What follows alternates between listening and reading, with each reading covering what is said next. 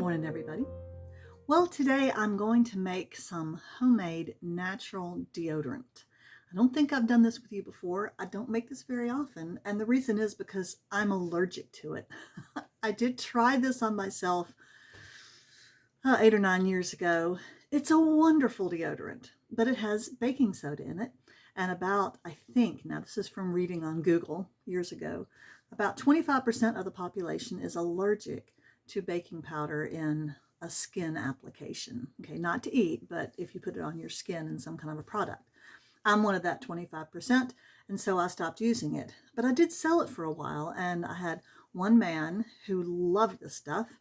And so about once or twice a year, I make him a few tubs and refill his tubs, and he gets it from me. But then I had another customer, who asked me last week if I make natural deodorant, and I said, well, yes, I do. She said she didn't think she was allergic to baking soda, so I'm going to make her a little tub. I'm going to make a half-cup tub of this for her. Let her try it. Now, yeah, this is how you apply it.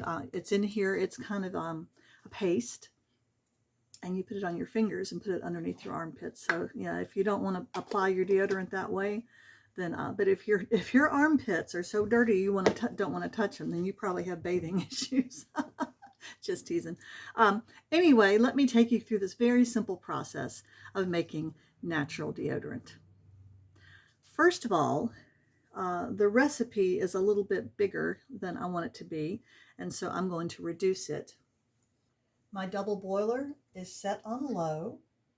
Instead of 6 heaping tablespoons of coconut oil, I'm just going to use 2. I'm going to cut this in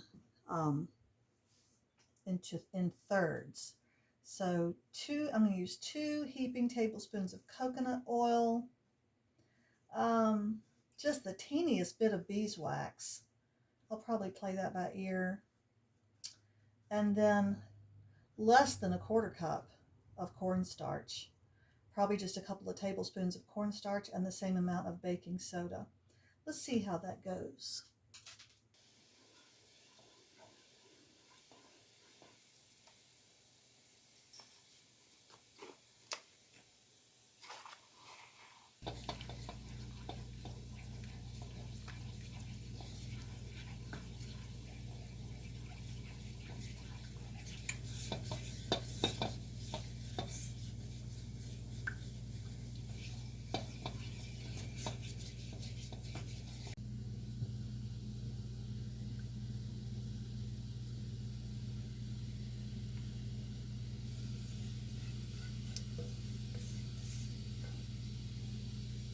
Now, I must say that was a pretty good guess as far as how much would fill a half-cup tub.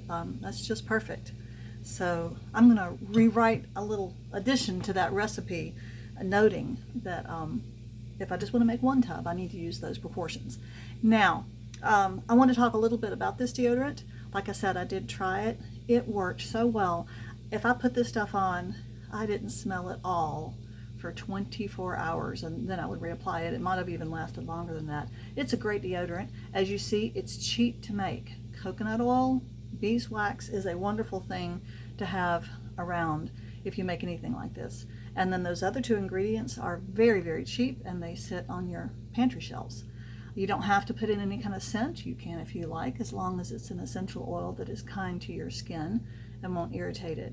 But if you're allergic to baking soda, if you use this, you'll know within like a week your armpits will get red and itchy and you'll have to stop. But if you're not, you could save money on deodorant for the rest of your life. The beeswax is a wonderful natural preservative, so this stuff lasts.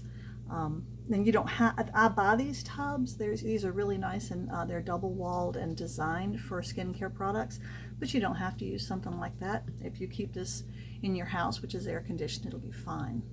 So, natural deodorant. Tell me what you think. Thanks for joining me today. See you next week. Bye-bye.